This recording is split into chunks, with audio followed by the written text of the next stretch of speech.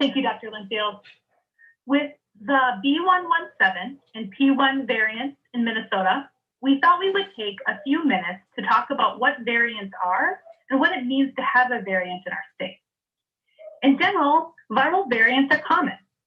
Every time viruses replicate, they will change over time and they will gather mutations. Most of the time, mutations have no impact on the virus, and tracking their changes helps us track outbreaks and learn more about viral transmission. Sometimes, a group of mutations can actually change how a virus spreads or causes disease. What has us concerned about the variants circulating currently is that it appears that they have some of those characteristics that could allow them to spread more easily. We are watching that and monitoring them very closely. The main variants of concern that are circulating globally include B117, the UK variant, P1, the Brazil variant, and 1.351, which is the South African variant. There's another variant called Cal20C that's been identified in Southern California, and we're also learning more about that one. There are two reasons we're watching these variants of concern. One, it appears that they are more transmissible. There have been more studies done on B117, the UK strain, showing how it is more contagious. There is less information available about the others, but they do appear to be taking over as dominant circulating strains in other parts of the world. Second, all of these variants have mutations in the spike protein right in the binding site of the ACE2 receptor where the virus binds the human cell. This is also where our antibodies bind. As a reminder, antibodies are a key part of our immune system response to viruses. And if they have a hard time binding to an invading virus, they have a harder time doing their job fighting the virus.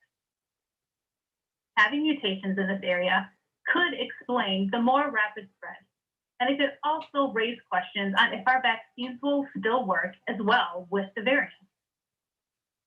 The good news is that so far, yes, based on what we know so far, Pfizer and Moderna vaccines will still have efficacy against the variant. This is because, first, the antibodies we make to vaccines are polyclonal. That means we make many antibodies to different parts of the binding site. So if one antibody can't bind as tightly, others will still be able to bind and elicit an immune response.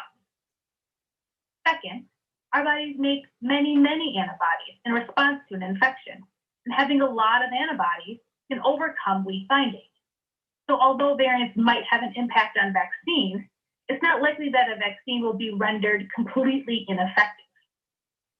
Also, if this virus continues to change and evolve, it's important to note that the mRNA vaccines like Pfizer and Moderna are easily adaptable and can be updated. This concept is not new.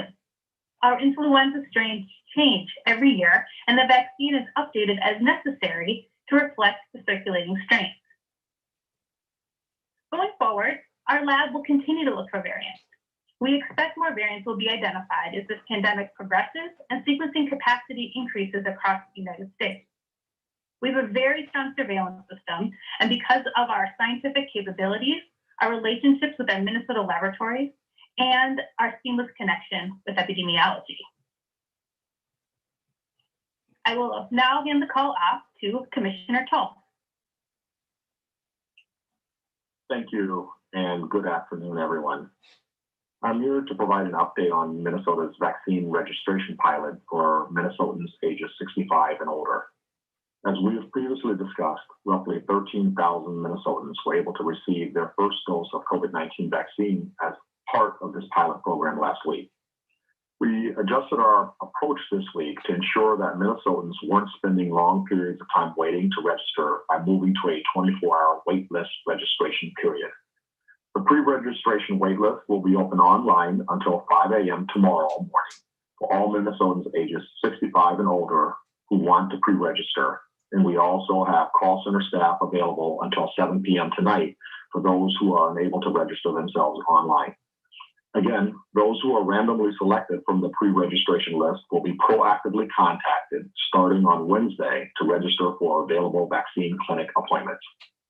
As of around 1 p.m. today, over 180,000 individuals have made it through the pre-registration process for the COVID-19 vaccine pilot program, and we are now included on our wait list, including the 11,000 who made it onto the wait list from the first week of our pilot. That includes those who pre-registered online and those who needed to call in. The changes that we have made put Minnesota in a better position to quickly ramp up when more vaccine becomes available. Right at 5 a.m. this morning, we saw a peak of around 12,600 active user sessions on the mn.gov/COVID-19 website. Even under peak load, our website's average response time has maintained around 2.6 seconds or faster. Again, for those who are unable to pre-register online, there is a call-in option. The call center has been open today from 9 a.m. and will remain open until 7 p.m. Since 9 a.m., the call center has helped over 1,600 people register with an average call time of 9 minutes and 19 seconds. However, if you are able, we do encourage you to pre-register online. Throughout the vaccine registration pilot, Minnesota will continually evaluate where we can make reasonable changes to create an even smoother experience for the future. I would like to take this moment to quickly extend my thanks to all of the Minnesotans who have already participated in this pilot and are looking to participate in the future. You are helping to keep your community safer while informing what the future of Minnesota's community vaccination program could look like when more vaccine is available. And with that, I'd like to turn it back over to Mike Schomer. Thank you, Commissioner Tomes. Operator, we are ready to take questions. As a reminder, to ask a question, you will need to press *1 on your telephone. To withdraw your question, press the pound or hash key. Please stand by while we compile the Q&A roster. The first question comes from the line of Matt Sipic of Minnesota Public Radio News. Your line is open. Hi there. This question is for Dr. Vetter or Dr. Linfield. I'm curious, is the Brazil variant that was announced yesterday found by random sampling of all positive COVID tests, or was this particular patient sample given some extra scrutiny because they said in the interview with the contact tracer that they had been to Brazil? Yes, this is Sarah. I can take this one. It was from a random set of samples sent to us from a partner laboratory. Okay, and then also I'm also wondering about the COVID vaccination sites, the 9 pilot sites in the Twin Cities. Why were there not any put in Minneapolis and St. Paul? And do you have any plans to put some in Minneapolis and St. Paul, given the larger number of people of color who live in the cities and their susceptibility to contracting COVID? Anne, could you take that one? Sure, that's a great question, and thanks for asking that. I want to point out that we do have a 10th site going live this week on Thursday, which is located in St. Paul, and it will be at Roy Wilkins. So for metro area educators and childcare workers. And when we were looking at the 9 sites across the state, we really focused in and worked with our partners at the Department of Education on their cooperative locations, which is why many of the sites were chosen. Brooklyn Center, I think we can all agree on that is a very diverse community. And so we are happy to work with Hennepin County on identifying that site. And we always know that going in that this is a pilot project, and we've partnered with Ramsey County and the city of St. Paul throughout the testing process and have found them to be wonderful partners and can't wait to get back in and work with them in the future. All right, thanks very much. Your next question comes from Glenn Howard of Star Tribune. Your line is open. Hi, Commissioner Tomes. Several readers have contacted me and said that they were waiting an hour before they, could to register. Response times are not as quick as you indicated. Hi, I think I caught most of the question. You were breaking up for me just a little bit. I think, throughout the day, the response time to register have been really fast. Our teams were huddled up, a lot of folks huddled up, certainly well before 5 a.m. to monitor. And there was certainly a high amount of traffic right at 5 a.m. with a wait list functionality that allowed people to see exactly where they were in a waiting room area. And as we saw that waiting room traffic together with our vendor, Primary Bio, the amount of people that were passing that waiting room, we continued to calibrate that. So I think the experience for Minnesotans was dramatically improved. You certainly knew where you were in the wait room, how long it would take to register, and throughout most of the day after that initial rush that occurred, from 5 a.m. to 7 a.m., I think people moved through quite quickly. Thank you.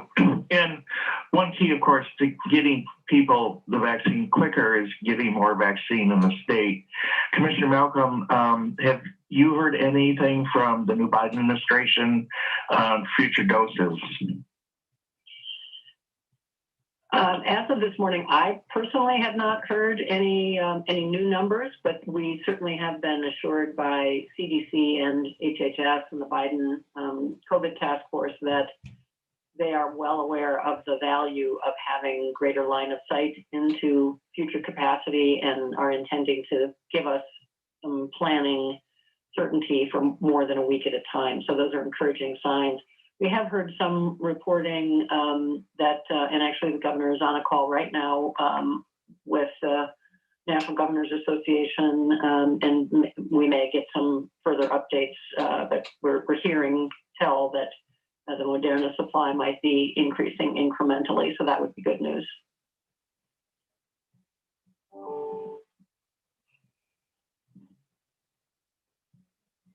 Your next question comes from Jessica Mills of KFCP. Your line is open.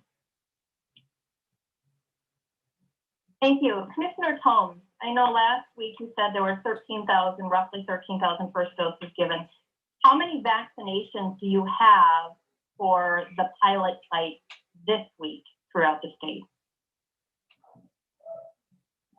And actually that would be better for Ann O'Connor. Ann, can you take that one? Sure. Thanks for the question. We have been allocated roughly 11,700 doses of the Pfizer vaccine, which is the same allotment that we had last week across the 9 sites in Minnesota. And then we also have 15,000 doses of Moderna that will be used to vaccinate metro area educators and childcare workers at Roy Wilkins on Thursday, Friday, Saturday, Sunday, and Monday of this week. So the 11,700 of the Pfizer, those will be for the 65 and older population? It's for the yeah, I'll help you clarify this. The 11,700 are 12 blocks of vaccines, so to speak. The metro area, Brooklyn Park and Blaine received 2.5 of those blocks, and then each of the other 7 sites across the state receive 1. So that's how we're splitting it up across and allocating it across the state. The 2 sites, Brooklyn Center and Blaine, will be solely 65 plus this week, since we are having a larger site in St. Paul for the metro area educators and childcare workers. And the remaining 7 sites across the state, it's split equally between Minnesotans age 65 and older, as well as their regional educators and childcare workers. And just to follow up, Commissioner Holmes, then when does the random selection process start? I had talked to some users this morning who said that they had gotten some type of information when pre-registering parents online that the allocation was already filled up for the day and they were on the wait list. And I'm thinking they just misunderstood that. But when does the random selection process start? Can you talk about that? Yes, thank you for asking that question.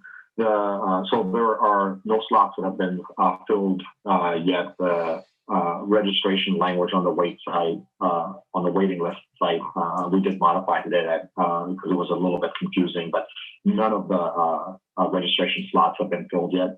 And that random process will run at approximately 7 a.m. tomorrow. The waitlist online registration process closes at 5 a.m. and we'll begin the random process tomorrow at 7 a.m.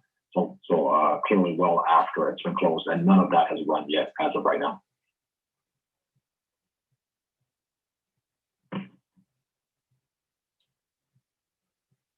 Your next question comes from Caroline Conley at WCCO.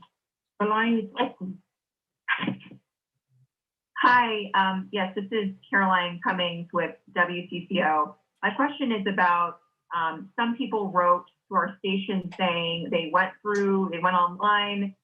It could take upwards of an hour for them to get through. And then they got a notice saying that their address did not qualify to be part of the lottery process. Can you explain what this means for those people who are 65 and older and are wondering why they're getting a notice that their address doesn't qualify? Ann or Tarek, not sure which one of you is best for that. You know, I can take that one. So the registration process has a step where you fill in your address, and certainly the vaccinations are geared towards Minnesotans. And so anyone that had any issue or problem at all with a message like that, we would just encourage them to go online and try it again, and just make sure the information that they entered, that the street information and zip code and state is entered correctly. All Minnesotans with an address within Minnesota should be able to register without a problem. So anyone that had a problem, I would encourage them to just go back to the site. Currently, there is no wait list at all. It doesn't take very long to register. So any issues that anyone encountered related to that are likely due to maybe street addresses or zip codes or minor data entry misspellings accidentally. And so we would just encourage them to try that again. Just to follow up quickly, so to be clear, there's no part of the state that you live that would, disqualify you, at least for right now, to sign up. You stand by the fact that you think it was just an error typing in the address. Because these people live in Minnesota, they have, Minnesota addresses, and they said they were getting this message. So just to be clear, you're saying that you are knocked out of the system when if you're from the Twin Cities area, because all of the allocation is filled up for, sites related to where they would want to be, correct? So you just stand by that it's an error? That is correct. There are no addresses in Minnesota that are not eligible for this. Over 180,000 people were able to do that, and anyone that encountered that, we just encourage them to just go to the site. There's currently no wait list at all. There's an address kind of validation verification mechanism. Just maybe get some help or just make sure that the information that's entered is correct. But all addresses in Minnesota are valid, and there is nothing that is filled as of this moment. And just really quick, sorry, I had one additional question. The people were getting confused between lottery and waitlist. I know the lottery is a thing that you rolled out this week.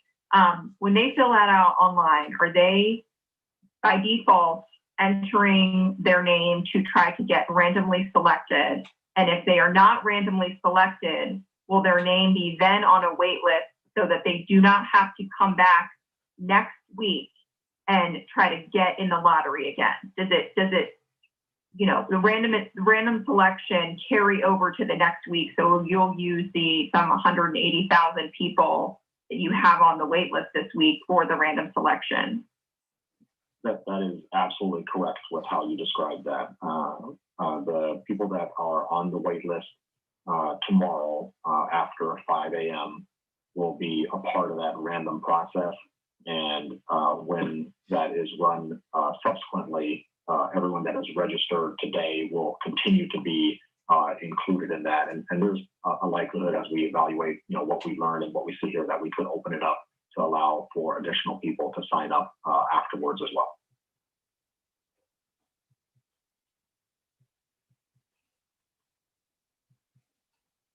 So just to be clear, the waiting list is never, we're not deleting the waiting list. Once you're signed up on this waiting list, you're always going to be eligible for that random process that runs.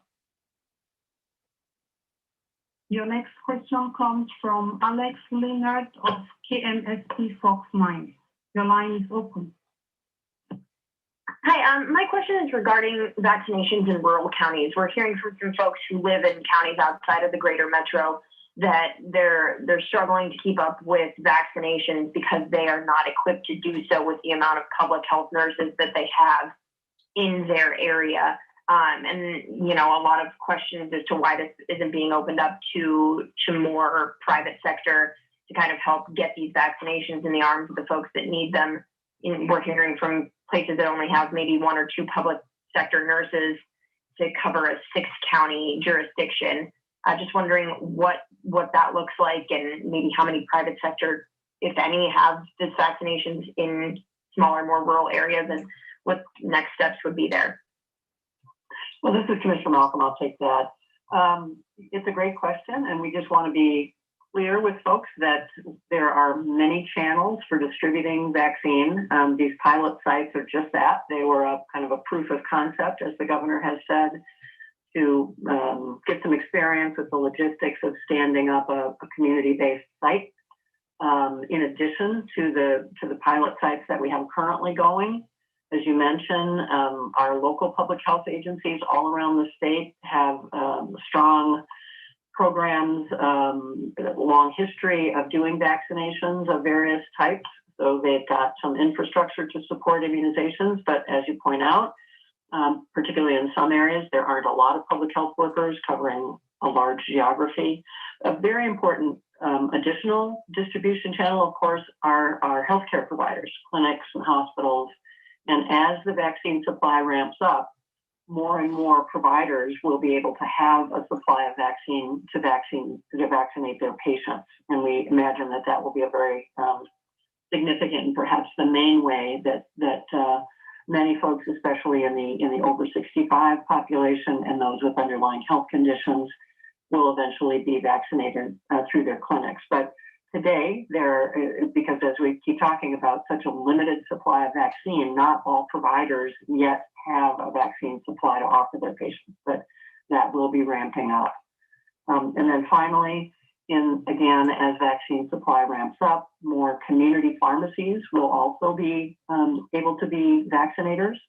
But just as we are in this constrained supply right now, we have been using some randomization processes to get some vaccine out to every region of the state. But that is just all going to continue to get filled out, and more providers will have vaccine as that supply ramps up. Operator, we have time for one more question. Okay. The next question comes from Peter Cox of Minnesota Public Radio. The line is open. Yeah, thank you for the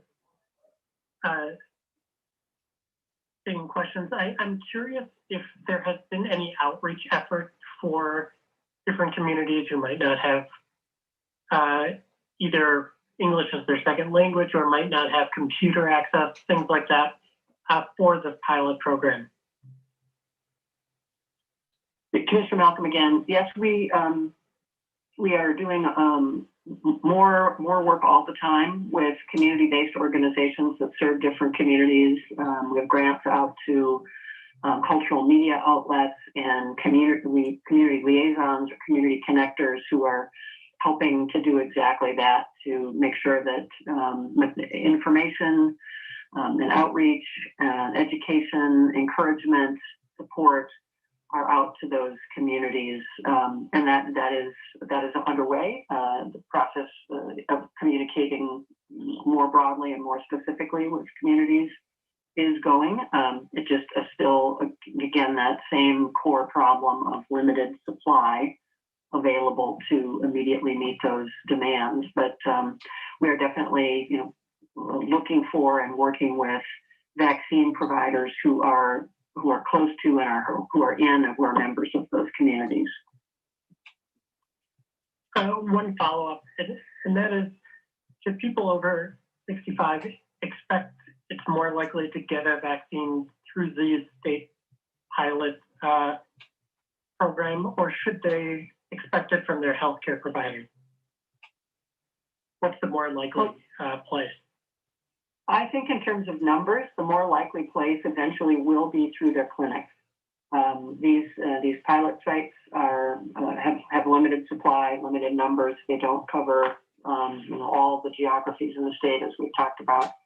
And it is the intent to get vaccine to all of the clinics, all of the practices that have signed up to be registered vaccinators, and that's clinics, it's pharmacies, it's local public health agencies, it's other providers who have the clinical capability to do vaccinations, who are trained and who registered to be such. And there are now over 1,400 providers, which can be a clinic or an individual, who have registered to be vaccinators as the supply ramps up. So I think that the main channel for over 65 and people with underlying health conditions is likely to be eventually their clinics, but we just have to keep reinforcing there's not much supply today.